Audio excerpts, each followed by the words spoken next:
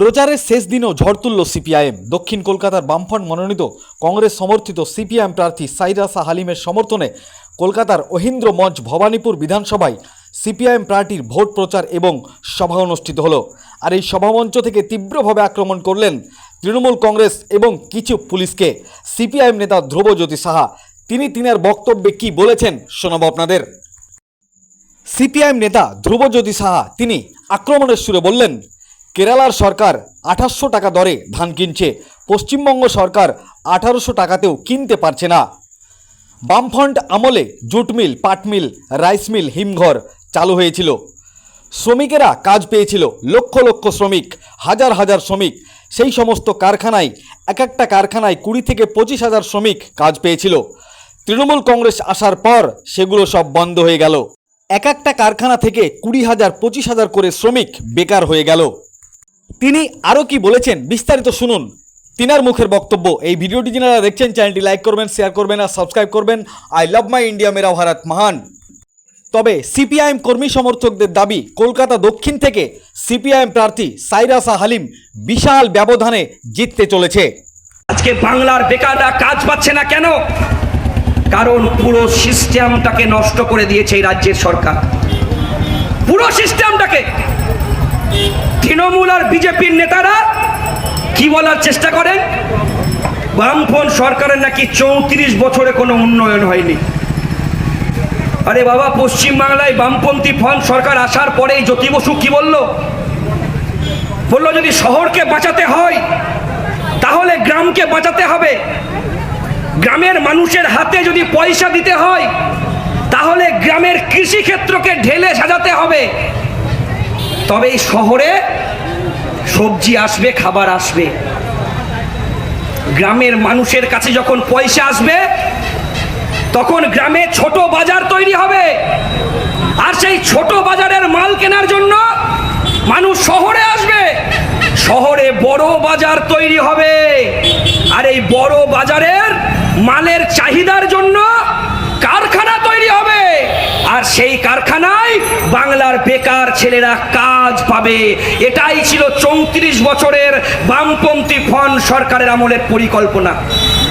তাই 77 সালের বামফ্রন্ট সরকার আসার পরেই জ্যোতি বসু কি বলল, কৃষিতে ভর্তুকি দাও, ইউরিয়া, ডিএপি, পটাশ, কীটনাশকের দাম কমিয়ে দাও, বর্গাদার পাট্টাদারের মাধ্যমে হাজার হাজার একর জমি মানুষের মধ্যে বিলি বন্টন করে দাও, এক ফসলি জমিকে দু ফসলি জমিকে 3 ফসলি করো, মাঠে বিনা পয়সায় বিদ্যুৎ পৌঁছে দাও। দিদিমণি আসার পরে কি করলো, ইউরিয়া, ডিএপি, কীটনাশকের দাম বাড়িয়ে দিল, সারে ভর্তুকি তুলে দিল। বামফ্রন্ট সরকারের সময় মাঠে যে বিদ্যুৎটার দাম ছিল মাত্র 2 টাকা ইউনিট, সেই বিদ্যুতের দাম আজকে 14 টাকা ইউনিট। মাঠে ছেলেরা আজ কাজ করতে যাচ্ছে না। কেরালার সরকার 2800 টাকা কুইন্টাল দরে ধান কিনছে, পশ্চিমবাংলার সরকার 1800 টাকাতেও ধান কিনতে পারছে না। দেখবেন বুদ্ধদেব ভট্টাচার্য ব্রিগেডের ময়দানে বক্তৃতায় বলেছে, ভারতবর্ষের মধ্যে পশ্চিমবাংলা এমন একটা রাজ্য যে রাজ্যে আমরা ধান উৎপাদনে প্রথম হয়েছি, পাট উৎপাদনে প্রথম হয়েছি, আলু উৎপাদনে প্রথম হয়েছি, সবজি উৎপাদনে প্রথম হয়েছি। এখানের অনেককে বলবেন যে ছেলেটা তো ধান পাট উৎপাদনের কথা কেন বলছে, কারণ এর সঙ্গে আমার শহরের অর্থনীতি জড়িয়ে আছে। গ্রামে যখন প্রচুর হাজার হাজার মেট্রিক টন ধান উৎপন্ন হয়েছে তখন হাজার হাজার রাইস মিল তৈরি হয়েছে, আর সেই হাজার হাজার রাইস মিলে বাংলার লাখো লাখো ছেলেরা কাজ পেয়েছে।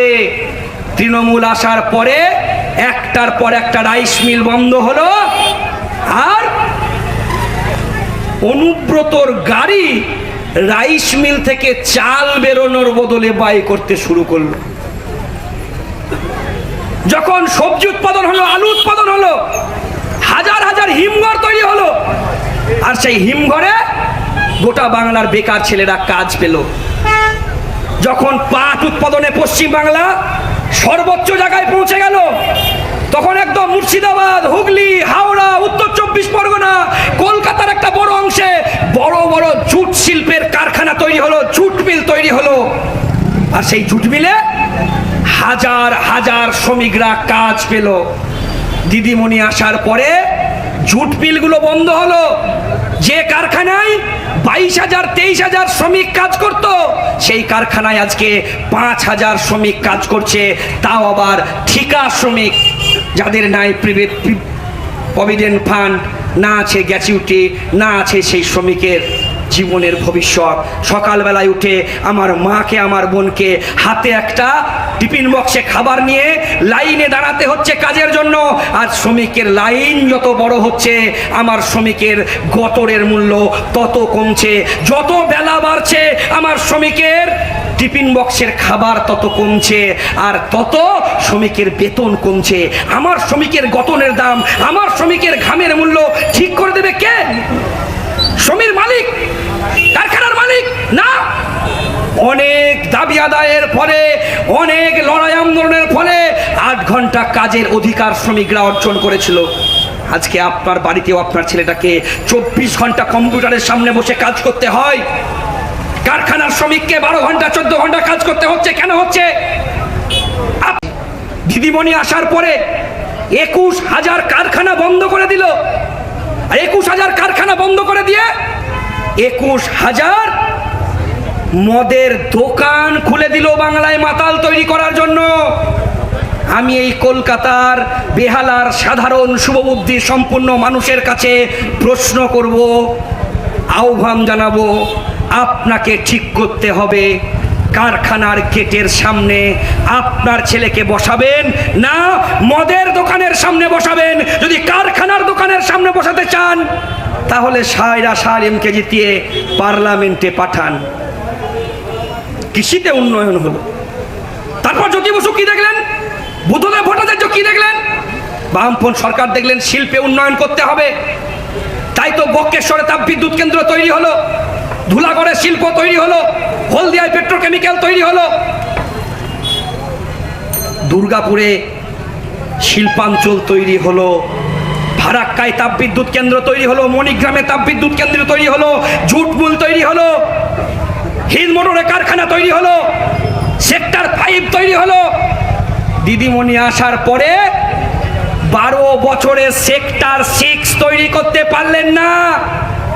তাই আপনার ছেলেকে আজকে ব্যাঙ্গালোরে, হায়দ্রাবাদে কাজ করতে যেতে হচ্ছে।